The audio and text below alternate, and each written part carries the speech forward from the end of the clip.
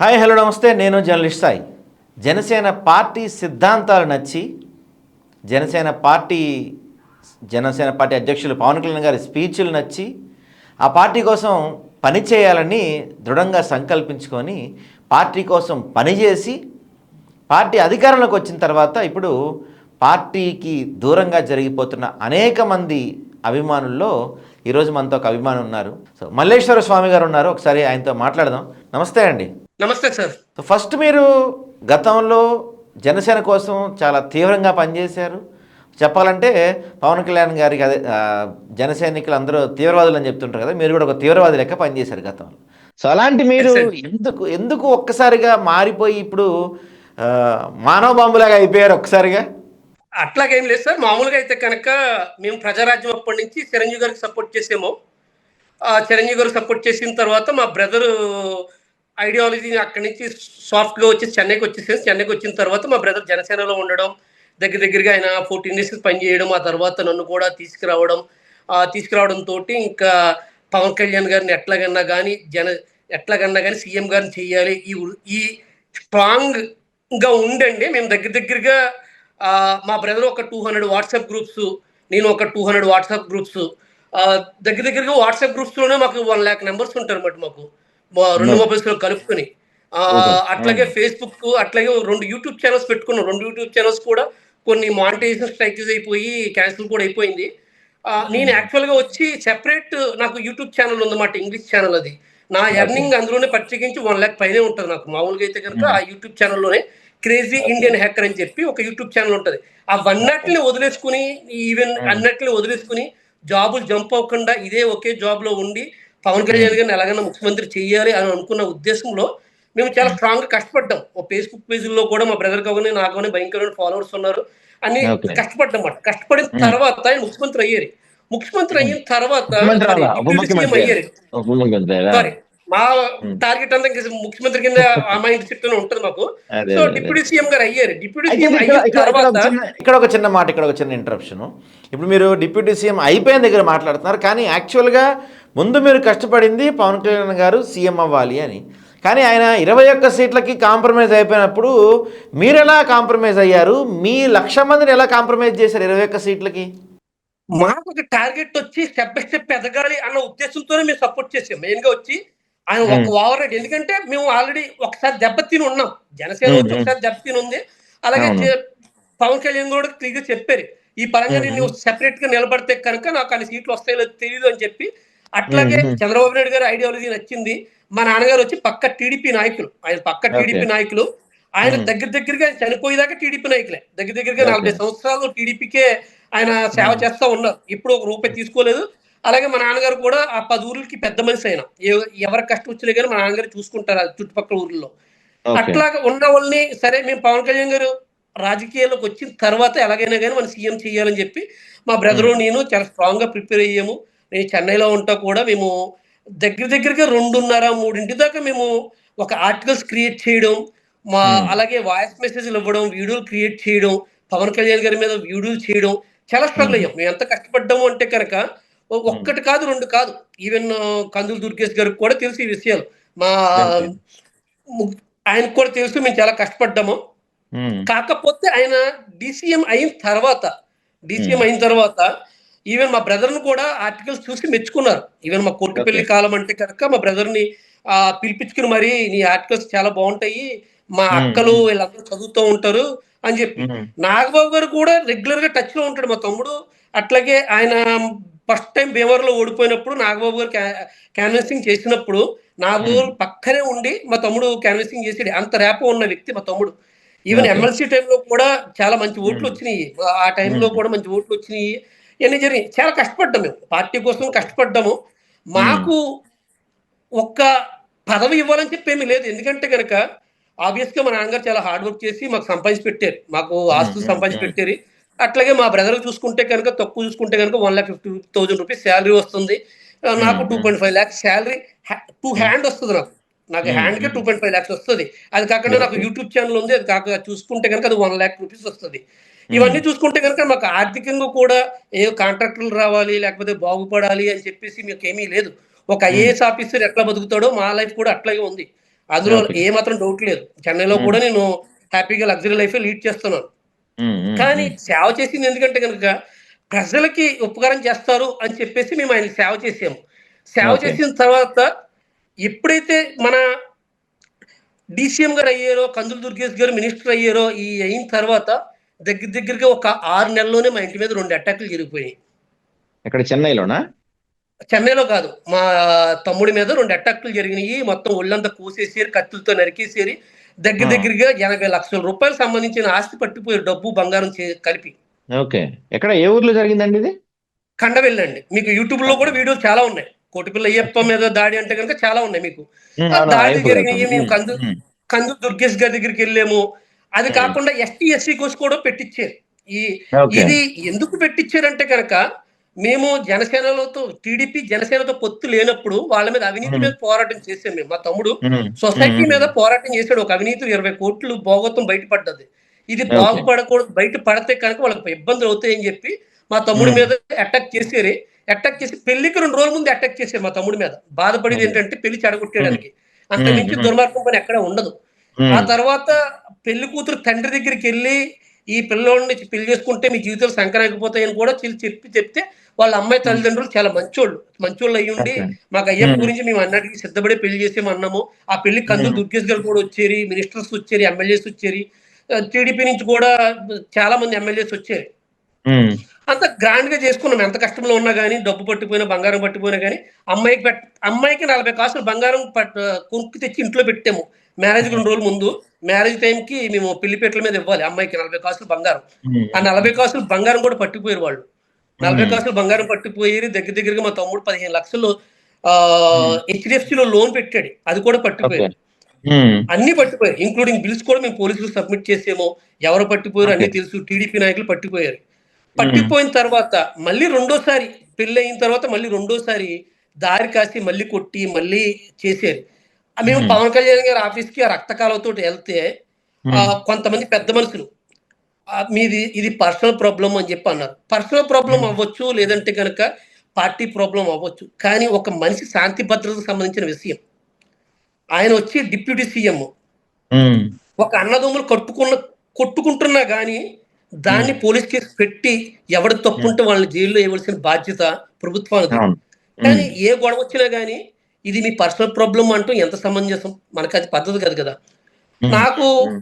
దాని మీద అయినా గాని నేను అక్కడికి మా తమ్ముడి మీద అటాక్ జరిగినా గాని ఒక 7, 8 మంత్స్ చాలా వరకు ఓపికగా పవన్ కళ్యాణ్ గారికి సపోర్ట్ చేస్తా, చంద్రబాబు నాయుడు గారికి సపోర్ట్ చేస్తా, ఆయన మంచి పనులన్నీ ప్రజల్లోకి తీసుకెళ్తా చాలా స్ట్రగుల్ అయ్యాం. మేము కూడా ఓకే. చేసాం. సర్లే హ్మ్. నా ఒక్కడికే కదా అన్యాయం జరిగింది. ఇంకా జనాలు చాలా మంది ఉన్నారు. అన్యాయం మాకు జరిగితే ఏముంది? ప్రజలు బాగుపడుతున్నారు కదా! దేవుడి దయ వల్ల మాకేదో దేవుడిచ్చాడే. మాకు చాలు ఇంతకు మించి. ప్రజలకు న్యాయం జరుగుతుందిలే. పోనీ పోతే పోయింది. ఒంటి మీద పడిన హ్మ్. గాయాలు మాయమైపోయినియి. ఆహ్, సరే దానిదేముందిలే పెళ్లయిపోయింది. ఆడికి కావాల్సింది ఒక అన్నగా ఆడికి పెళ్లవ్వాల్సింది అయిపోయింది. నాకదే హ్మ్. హ్యాపీగా ఉంది.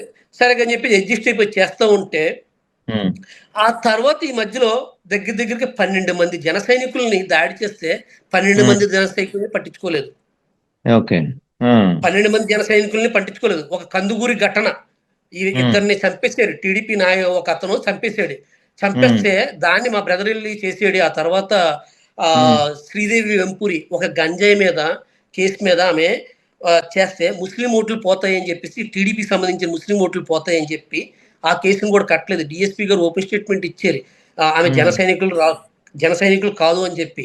ఆమె ఐడీ ఓకే. కార్డ్ పట్టుకొని వీడియోలో నేను జన సైనికురాలిని చూసుకోండి అని చెప్పి పెడితే చాలా బాధగా అనిపించింది. అంటే ఒక జన హ్మ్. సైనికురాలు అక్కడ జన సైనికురాలా? లేకపోతే హ్మ్. టీడీపీయా? వైసీపీయా? అది పక్కకు పెట్టేద్దాం. ఒక హ్మ్. దాడి హ్మ్. హ్మ్. జరిగినప్పుడు అవును. డీఎస్పీ ఇవ్వాల్సిన స్టేట్మెంట్ ఏంటి? ఆమె మీద దాడి జరిగింది. మేము హ్మ్. యాక్షన్ హ్మ్. తీసుకుంటాం అంటారా? లేదా ఆమె జన సైనికురాలు కాదు అంటారా? అంటే జన అదే. అదే. సైనికురాలు అయితేనే కనుక యాక్షన్ తీసుకుంటారా? నాకు అర్థం కావట్లా. హ్మ్. హ్మ్. హ్మ్. హ్మ్. ఆమెకి దగ్గరగా 20,000 ఫాలోవర్స్ ఉన్నారు. 20,000 ఫాలోవర్స్ ఓకే. ఉన్నారు. హ్మ్. అక్కడ కూడా అయింది. ఆ తర్వాత హ్మ్. దీపుని చంపేసారు. అంబటి దీపుని చంపేసారు. హ్మ్. అంబటి హ్మ్. దీపుని హ్మ్. చంపేస్తే ఆయన ఎవరో మినిస్టర్ ఒకతను వచ్చాడు. ఆయన పేరు నాకు అంత ఐడియా రాలేదు. హ్మ్. అతను అతను కూడా కొంచెం ఎట్టకారంగా మాట్లాడి అంటే జన హ్మ్. హ్మ్. సైనికులకి ప్రాణాలకి విలువ లేదు నాకు అర్థం కావట్లా. ఒక కుర్రోడు హ్మ్. 17 సంవత్సరాల కుర్రోడు హ్మ్. హ్మ్. హ్మ్. ఆయన ఫేస్‌బుక్ పేజ్‌లు చూస్తున్నా, ఆయన వీడియోలు చూస్తున్నా, ఆయన బైక్ మీద కూడా పవన్ కళ్యాణ్ గారి ఫోటోవే ఉంది. ఓకే. ఆ! పవన్ కళ్యాణ్ గారి ఫోటో ఉంటే ఆయన చనిపోయినందుకు ఆ లోకల్లో ఉండే జన సైనికులు, వాళ్ళ పేర్లు ఇప్పుడు అవసరం లేదు ఇక్కడ, ఎందుకంటే కనుక వాళ్ళు రిస్క్ లో పడతారు.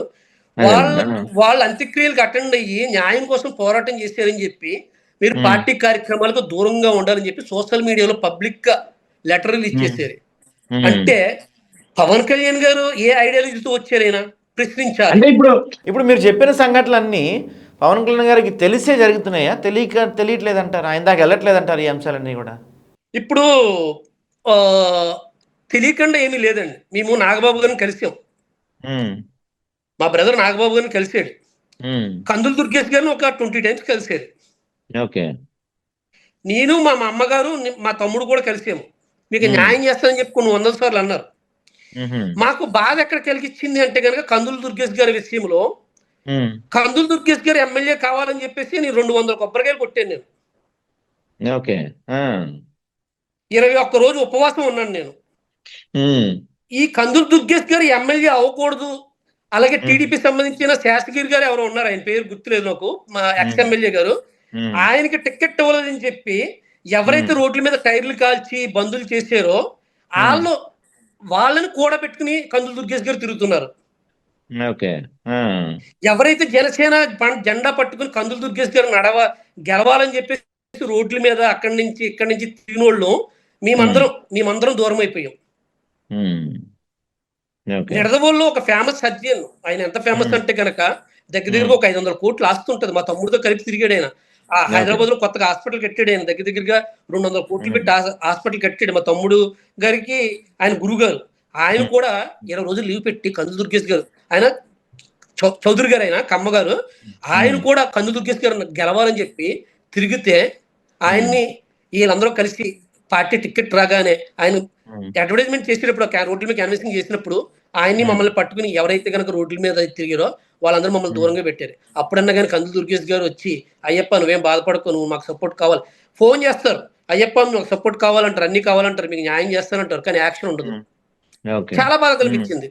మా బ్రదర్ అయితే కనుక ఆహార్నేశ్వర కందులు దుర్గేష్ గారి మీద, జనసేన మీద మా తమ్ముడు 250 ఆర్టికల్స్ రాశాడు. ఇప్పుడు దాకా మా తమ్ముడు వచ్చి 3000 ఆర్టికల్స్ సోషల్ సర్వీస్ మీద రాశాడు. జనసేన మీద 250 ఆర్టికల్స్ రాశాడు. పవన్ కళ్యాణ్ గారి మీద ఒక 25 ఆర్టికల్స్ రాశాడు. నాగబాబు గారి మీద ఒక 6 ఆర్టికల్స్ రాశాడు. చంద్రబాబు ఇప్పుడు పబ్లిక్ లో ట్రెండింగ్ అవుతున్నాయి, సుమన్ టీవీలో అవని ఇంకోటి అవని కానీ 1000 చిరంజీవి గారు దాన ధర్మాలు అని చెప్పి ఒక ఆర్టికల్ రాస్తే ఈ రోజు ప్రతి ఒక్కరు కాపీ పేస్ట్ చేసుకుని వీడియోలు చేసుకున్న రోజులు కూడా ఉన్నాయి. మా తమ్ముడు అంత రాశాడు, చిరంజీవి గారి మీద రాశాడు. అలాగే ఇంకొక విషయం ఏంటంటే కనుక మెయిన్ గా కందులు దుర్గేష్ గారి మీద నేను 18 వీడియోలు చేశాను. ఇప్పుడు కూడా నా సోషల్ మీడియాలో ఉన్నాయి. ఈ వీడియోస్ అన్ని చూసుకుంటే కనుక ఏది 5,000 10,000 వ్యూస్ కాదు, ఏది చూసుకున్నా కానీ 3 lakhs 4 lakhs వ్యూస్ అది ఏ వీడియో చూసుకున్నా కానీ. నాది ఈ మధ్య స్ట్రైక్ వచ్చి కొంచెం వ్యూస్ తగ్గినాయి, కానీ స్టార్టింగ్ లో ఏది చూసుకున్నా కానీ 1 million వ్యూస్ అవన్నీ. అంత దాడి చేసినా కానీ కందులు దుర్గేష్ గారి గురించి ఎవరైనా కామెంట్ చేస్తే మీరు సీరియస్ అయ్యేవాళ్ళు. కానీ కందులు దుర్గేష్ గారు మాకు ఏ రకంగానూ సపోర్ట్ చేయాల. సపోర్ట్ చేసినా చేయకపోయినా పర్లేదు, ఎవరైతే వ్యతిరేకించారో వాళ్ళతో వారానికి ఒక ఫోటో దిగుతుంటుంటే, ఎవరైతే మా ఇంటి మీద దాడి చేశారో వాళ్ళతో ఫోటోలు దిగుతూ ఉంటే మాకు ఎట్లా అనిపిస్తుందండి? అంటే కూరలో కరివేపాకు తీసినట్టు తీసి పడేశారు కదా. గుండులో బాధ రగిలిపోతూ ఉంటుంది మాట, నిద్ర పట్టదు ఒక్కొక్కసారి. నేనే జనసేనకు పనిచేసింది, నేనే జనసేన కోసం కష్టపడ్డాను, నాలాంటి వాళ్ళు ఎంతో మంది ఉన్నారు. నేను ఒక్కొక్క వీడియో పెడుతుంటుంటే వాళ్ళ కామెంట్స్ చదువుతూ ఉంటాను, నిజంగా ఎంత బాధ కలిగిస్తాయి అంటే కనుక అన్ని కామెంట్స్ చదువుతాను. ఎందుకంటే నేను చేసే వీడియోకి పాజిటివ్ పాయింట్స్ ఎన్ని వచ్చినాయి, ఎందుకంటే ప్రజలు హర్షించారు మనం చేసే వీడియోల్ని. అన్ని కామెంట్స్ చదువుతూ ఉంటాను. నాకు ఒక నెగిటివిటీ అనేది ఎక్కువ మంది వచ్చింది అంటే కనుక దానికి సంబంధించిన వీడియో డిలీట్ చేసేస్తాను. ఎందుకంటే కనుక ప్రజలు ఒప్పుకోవాలి, మనం ఏం చేసినా కానీ ప్రజలు ఒప్పుకోవాలి. డిలీట్ చేసేస్తాను, మళ్ళీ దానికి సంబంధించిన వీడియో చేయను. ఎందుకంటే majority people neat B agree, ఆ అగ్రి చేయనప్పుడు నాకు ఆ వీడియోస్ సంబంధం లేదు, ఏమీ లేదు, నాకు అవసరం లా. నాకు ఫేస్బుక్ లో డబ్బులు రావాలని ఇది లేదు, లేదా యూట్యూబ్ లో డబ్బులు రావాలని లేదు. నాకు ఈవెన్ ఈ జాబ్ చేసుకుంటే సరిపోద్ది, నాకు ఫ్యామిలీని చూసుకుంటే సరిపోద్ది, నాకు పెద్దగా అవసరం లేదు, హ్యాపీగా ఉండొచ్చు. కానీ జనసేన ఐడియాలజీ నచ్చి ఇవన్నీ చేస్తే ఈ రోజుని గుండెల్లో బాధ ఎంత ఉంటదంటే కనుక నా తమ్ముడిని చూసినప్పుడు గుండెలు తరుక్కుపోతూ ఉంటాయన్నమాట. సాయంత్రం 5 అయితే కనుక 200 కాల్స్ చేస్తాను మా తమ్ముడిని ఎక్కడ చంపేస్తారా అని, ఎరా ఎక్కడున్నావురా అని. అదే పవన్ కళ్యాణ్ గారు ఆఫీస్కి వెళ్ళారు. పవన్ కళ్యాణ్ గారు ఆఫీస్కి వెళ్ళి మేము కలుపుకి వెళ్ళి మా అమ్మగారు మా తమ్ముడు కలుపుకి వెళ్తే ఆఫీస్లో ఉండి లేరనిపించేది.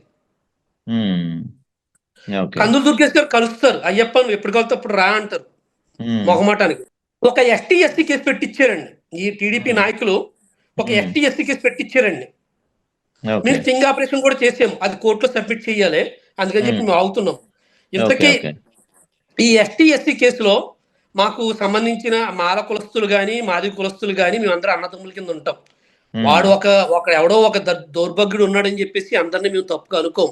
వాళ్ళు మాకు సంబంధించి స్టింగ్ ఆపరేషన్ చేస్తే వాళ్ళు అతను క్లియర్గా చెప్పాడు, ఫలానా వ్యక్తి ఎస్టీ ఎస్సీ కేసు పెట్టమని నాకు డబ్బులు ఇస్తేనే పెట్టాను అని చెప్పేసి స్టింగ్ ఆపరేషన్ లో బయటపడ్డది. వాళ్ళ నాన్నగారిని ఖననం చేసింది ఎట్లా అంటే గనక వాళ్ళ పొలంలో యేసు ప్రభు ఆచారాల ప్రకారం, యేసు క్రీస్తు ఆచారాల ప్రకారం ఖననం చేసేది. వాళ్ళ పాస్టర్లు చర్చిల్లోకి వెళ్తున్న ఫోటోలు ఉన్నాయి మా దగ్గర. అలాగే ఇంకా క్లియర్ గా చెప్పుకోవాలంటే కనుక వాళ్ళ కొడుకు పెళ్లి వచ్చి ఒక చర్చిలో పాస్టర్ల దగ్గర చేసేది. అలాంటి వాళ్ళు ఎస్టీ ఎస్సీ కేసు ఎలా పెడతారండి?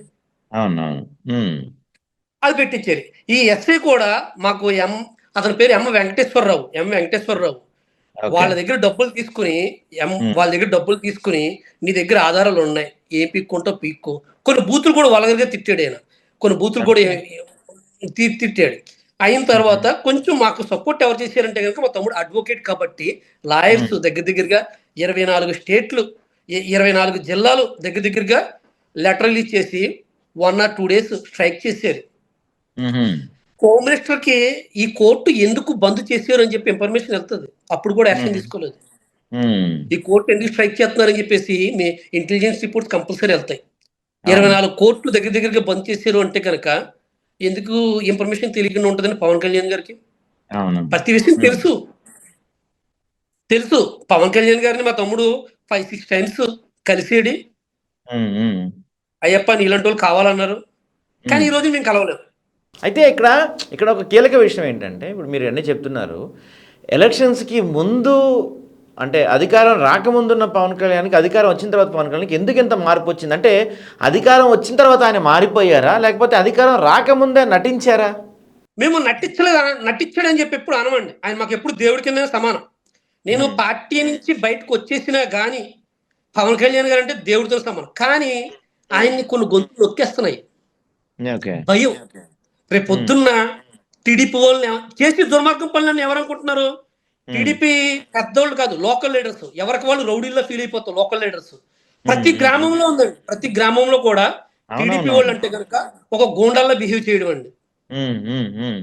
బాధ ఎక్కడ కలిగించింది అంటే కనుక మేము వైసీపీకి 100% యాంటీ అండి. వైసీపీకి 100% యాంటీ అయినప్పుడు వైసీపీ గవర్నమెంట్ ఉన్నప్పుడు మా మీద ఎవరు చేసుకోలేదు.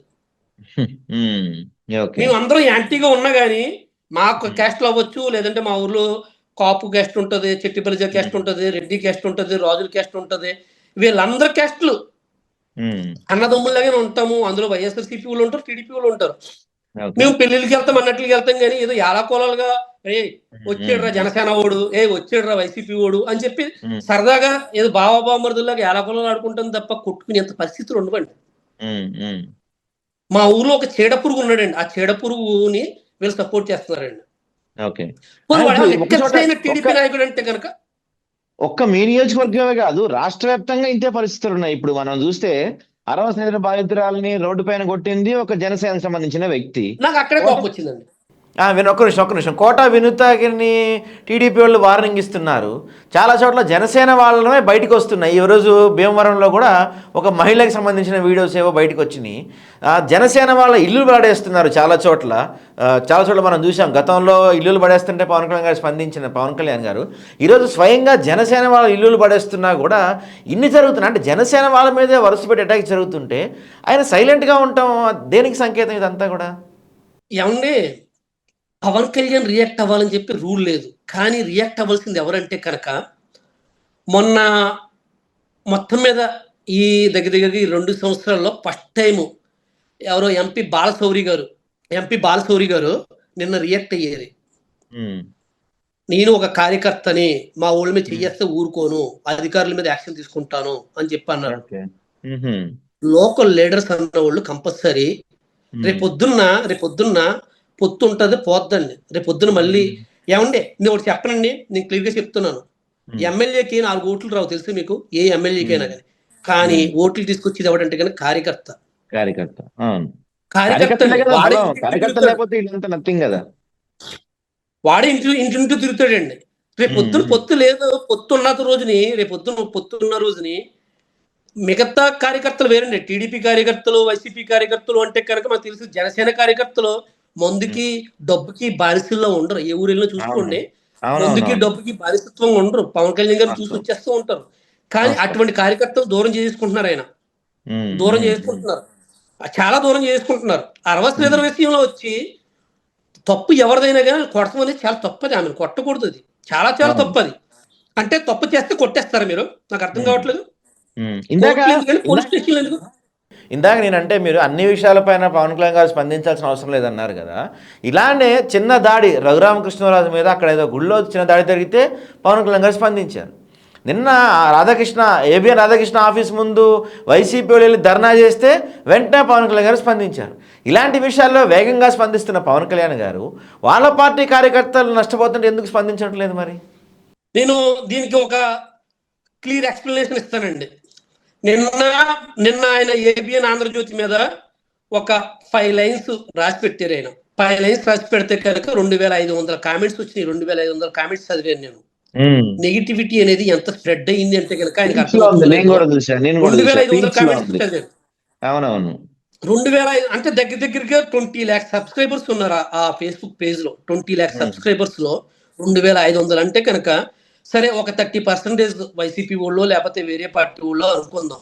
కానీ మిగతా 70% అసలు ఏబిఎన్ ఆంధ్రజ్యోతి మీరు ఏ రకంగా సపోర్ట్ చేశారని చెప్పి పీక్ లెవెల్లో తిట్టారు. అందులో ఒక్కొక్కటి ప్రొఫైల్ దగ్గరగా ఒక 50 ప్రొఫైల్స్ ఓపెన్ చేశాను నేను. ఓపెన్ చేస్తే కనుక వాళ్ళు ఎవరు వైసీపీ వాళ్ళు కాదు, టీడీపీ వాళ్ళు కాదు, పవన్ కళ్యాణ్ గారు ఫోటో పెట్టుకుని పక్కగా ఉన్న వాళ్ళు నెగిటివ్ కామెంట్స్ పెట్టారు. చాలా మంది అంటారు ఇదంతా వైసీపీ బ్యాచ్ చేస్తుందని చెప్పి. వైసీపీ బ్యాచ్ కాదు, నేను పక్కాగా, ఎందుకంటే నేను చెప్పాను కదా, మెయిన్ గా కామెంట్స్ ఎక్కువ చదువుతాను, కామెంట్స్ ఎక్కువ చదివి నేను వీడియోస్ ఎక్కువ చేస్తాను. ఎందుకంటే కనుక పీపుల్ మైండ్ సెట్ మనం అర్థం చేసుకుంటేనే రేపొద్దు మన వీడియోస్ అనేది వ్యూస్ ఎక్కువ, మనకు వ్యూస్ అన్న రావస్తాయి, అట్లాగే దేని మీద చేయాలని చెప్పి ఒక విశ్లేషణ వస్తుంది. నేను చదివినప్పుడు నాకు క్లియర్ గా అర్థమైంది, మైండ్ బ్లాక్ అయిపోయింది. ఎందుకంటే కనుక సాక్షి ఛానల్లో ఒక వీడియో పెట్టారు అంటే కనుక అది పక్కాగా సాక్షి ఛానల్, అందులో డౌట్ ఏమీ లేదు, ఏంటంటే వైఎస్ఆర్సీపీ ఛానల్. కానీ వీళ్ళు కామన్ ఛానల్ అని చెప్పుకుని వీళ్ళు చేసే దుర్మార్గం పనులు అన్నింటినీ కాదు. ఏబిఎన్ ఆంధ్రజ్యోతి చిరంజీవిని సర్వనాశనం చేసేసారు. ఈ ఏబిఎన్ ఆంధ్రజ్యోతి TV5 21 ఎమ్మెల్యేల మీద 21 అవినీతి ఆరోపణలు చెప్పి వారానికి ఒక వీక్లీ ఎడిషన్ కూడా చేశారు. యూట్యూబ్ లో ఉన్నాయి, చూసుకోండి. కందులు దుర్గేష్ గారికి బినామీ అని చెప్పి ఆయన పెట్టారు. అలాంటి ఛానల్ మనం ఎందుకు సపోర్ట్ చేయాలి? నువ్వు కూటమి ప్రభుత్వంలో ఉన్నావు, కూటమి సంబంధించిన మీకు గుర్తుండే ఉంటుంది గతంలో పవన్ కళ్యాణ్ తల్లి పైన ఆరోపణలు చేయించారు. పవన్ కళ్యాణ్ గతంలో బూతు కృష్ణ అని చెప్పి మాట్లాడారు. అన్నంతో పాటు కొంచెం సంస్కారం కూడా పెట్టనని మాట్లాడారు, బ్యాన్ చేయండి అని మాట్లాడారు. అవన్నీ మాట్లాడింది పవన్ కళ్యాణ్ గారు. ఈ రోజు మళ్ళీ సపోర్ట్ చేస్తున్నారు ఆయనకి. అప్పుడు మాట్లాడారంటే పర్లేదు, ఇప్పుడు కూడా మాట్లాడుతున్నారు.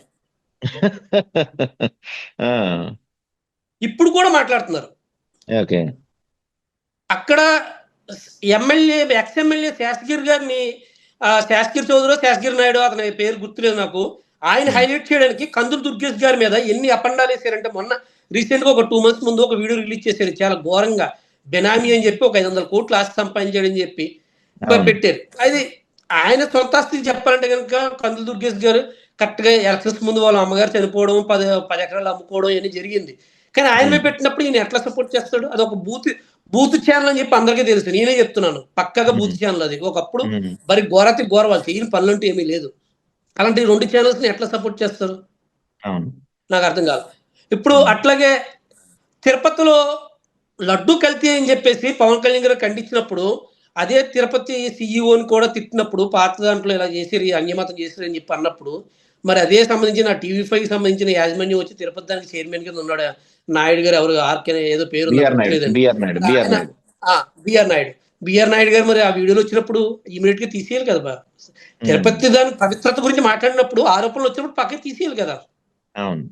నాకు ఇంకా తలకా పట్టించుకున్న విషయం ఏంటంటే కనుక బొలిశెట్టి సత్యనారాయణ గారు ఎమ్మెల్యే. అవును. ఈయన మెయిన్ గా ఎక్కడంటే కనుక ఆయన జనసేనకి విలువెత్తలేదు టీడీపీ అన్న పాపానికి ఓపెన్ గా ఒక ఎమ్మెల్యే పార్టీ కోసం దగ్గరగా 15 సంవత్సరాలు కష్టపడ్డాడు. స్టార్టింగ్ ఫౌండేషన్ అప్పటి నుంచి ఉన్నాడు. ఆయన ఎన్నో డిబేట్లు చేసి ఎంతో ప్రొటెక్షన్ చేసిన ఆయన్ని జస్ట్ సింపుల్ గా ఒక లెటర్ ఇచ్చేసేది, నీకు జనసేనకి సంబంధం లేనప్పుడు మీరు మాట్లాడితే సరిపోరు అని చెప్పి. కానీ ఒక అమ్మాయిని జీవితాన్ని నాశనం చేసేసాడు అని చెప్పి ఒక ఆరోపణలు వచ్చిన తర్వాత, అది వ్యామోహం అవ్వచ్చు, లేదంటే ఇద్దరిది తప్పు అవ్వచ్చు, ఆరోపణలు వచ్చినాయంటే ఆరోపణలే. ప్రజాప్రతినిధులు ఉన్నప్పుడు ఎవరి లైఫ్ అన్నది ఓపెన్ బుక్ టైప్ మాట, తప్పు చేయకూడదు. ఆ తప్పు చేసినప్పుడు ఆయన వచ్చి పేరుకి మట్టుకు సస్పెండ్ చేశాడు, కానీ పార్టీ కండు వేసుకుని అరవా శ్రీధరు పార్టీలో తిరుగుతున్నాడు, పార్టీలకి వెళ్తున్నాడు, పార్టీకి సంబంధించిన మీటింగ్స్కి వెళ్తున్నాడు, అన్నట్లకి వెళ్తున్నాడు. చాలా వీడియోస్ వచ్చినాయి. కానీ బొలిశెట్టి రామకృష్ణ గారు ప్రశ్నించమని ప్రోగ్రామ్ స్టార్ట్ చేసింది ఎవరో? పవన్ కళ్యాణ్ గారు. అవునవును. ప్రశ్నించమని స్టార్ట్ చేసింది ఆయన అయినప్పుడు ప్రశ్నిస్తూ ఈ రోజు మమ్మల్ని ఎందుకు దూరం పెడతాం నాకు అర్థం కావట్లేదు. ఎగ్జాక్ట్లీ. ఒక్క జన సైనికుడు చనిపోయాడు, దీపు, ఆయనకు ఓటు కూడా రాలేదు, పాపం చాలా కష్టపడ్డాడు. ఆయన అంత్యక్రియలకు వెళ్ళి ఆయన్ని ఇది మర్డర్ అని చెప్పి నిరూపిస్తే ఎవరి తాపత్రయం ఆడదు. ఎందుకంటే కనుక వాడు క్లోజ్ ఫ్రెండ్ అవ్వచ్చు, లేదంటే కనుక ఒక జన సైనికుడు అని చెప్పి ఒక అభిమానం ఉండొచ్చు. నెక్స్ట్ డే జనసేన సైట్ లో దూరంగా ఉండమని చెప్పేసి పెట్టారు. అంత జనసేన సైట్ లో అందరి ముందు అవమానం, అది ఎంత అవమానం అండి. రేపు పొద్దున వైసీపీ వాళ్ళు కానీ టీడీపీ వాళ్ళు కానీ ఏమంటున్నారు? జనసేన మీ బతుకులంతా 15 సంవత్సరాలు పాలేరుతనం చేయాలరా అంటున్నారు. ఎవరి కోసం పాలేరుతనం చేయాలి మాకు అర్థం కావట్లేదు. రైట్ అండి. పిలిచి అరే నువ్వు ఇలా చేయకురా, ఇదిరా, నువ్వు ఇలా ఉండాలిరా, జాగ్రత్తగా ఉండరా అని చెప్పి ఒక కాన్ఫిడెన్షియల్ గా చెయ్యాలి. ఇప్పుడు ఇంకా కరెక్ట్ గా చెప్పాలంటే కనుక టీడీపీలో ఒక మెయిన్ కోర్ లీడర్ ఒక ఆత్మహత్య చేసి చచ్చిపోతామో, లేకపోతే మర్డర్ చేసి చచ్చిపోతే చంద్రబాబు నాయుడు గారు కూడా వెళ్ళిన రోజులు ఉన్నాయి. జగన్మోహన్ రెడ్డి గారు కూడా వెళ్ళిన రోజులు ఉన్నాయి. అలాంటిది కార్యకర్తలు చచ్చిపోతే వాళ్ళు గుండె హార్ట్ అటాక్ ఇట్లాంటివి వచ్చి చనిపోతే కనుక వాళ్ళ సైట్లో పెడుతున్నారు, ఈయన చనిపోయాడు పార్టీ గురించి కష్టపడ్డాడు. కానీ మర్డర్ చేసిన కేసుల్లో దాన్ని ఖండించవలసి వస్తుంది అని చెప్పేసి జనసేన నుంచి ఒక్క లెటర్ కూడా రావట్లేదు. ఆయన ఆత్మకి శాంతి కలగాలి. పాపం పైనుంచి చూస్తాడు కదా, ఏమనుకుంటాడు, అరే నేనా ఈ పార్టీ కోసం కష్టపడ్డాను, చివరికి నాకు ఒక్క లెటర్ కూడా రిలీజ్ చేయలేదురా అని చెప్పి ఒక ఆత్మ అనేది ఉంటుంది కదా, ఆత్మ కోసం ఉంటుంది కదా. అది ఎంత బాధ కలిగించే విషయం అండి. చాలా మంది జన సైనికులు మర్డర్ చేసి చచ్చిపోయారు. కానీ మర్డర్ చేసి వాళ్ళు ఎవరంటే కనుక దగ్గరికి టీడీపీ లోకల్ లీడర్సే. రైట్ అండి. గ్రామాల్లో టీడీపీ లోకల్ లీడర్స్ చేసినంత అకృత్యాలు ఇంకెక్కడ చేయట్లేదు, ఎవరు చేయట్లేదు. నేను మళ్ళీ చంద్రబాబు నాయుడు గారిని కానీ లోకేష్ గారిని కానీ ఒక మాట అన్నాను, వీళ్ళు ఏంటంటే కనుక వచ్చేయాలి, అక్రమంగా సంపాదించేయాలి, కోట్లు సంపాదించేయాలి, దాని గురించి ఎంత దూరమైనా చేసేయాలి. నా ఛానల్ ఓపెన్ చేస్తే కనుక నేను ఒక 20 వీడియోలు పెట్టానండి, వాళ్ళు చేసిన అకృత్యాలు వీడియో ప్రూఫ్స్ సహా. ఒక 20 వీడియోలు పెట్టాను. అర్థం చేసుకోవాలండి, మనం పరిస్థితుల్ని అర్థం చేసుకోవాలి. ఇప్పుడు మనం రోడ్డు మీద వెళ్తున్నాము అంటే కనుక ఒక గొంతు ఉంది అంటే కనుక అక్కడ స్లోగా వెళ్ళాలని చెప్పి మనం తెలుసుకోవాలి. నేను ర్యాష్గా వెళ్ళిపోతాను, నా పరిస్థితి ఇది అంటే కనుక మనకి యాక్సిడెంట్ అయిపోతాం మనం. అలాగా జనసేన పార్టీ కూడా రేపు పొద్దున్న జాగ్రత్తగా ఉండకపోతే కనుక రేపు పొద్దున 5 సంవత్సరాలు అయిన తర్వాత ఇదే కార్యకర్తలు ఉండరు. రైట్ అండి. రైట్. రేపు పొద్దున్న వాళ్ళు కూడా మందు బిర్యానీ ఇచ్చుకుని చేసుకోవాలండి. ఓకే, రైట్ అండి. థ్యాంక్ యూ అండి. థ్యాంక్స్ అండి.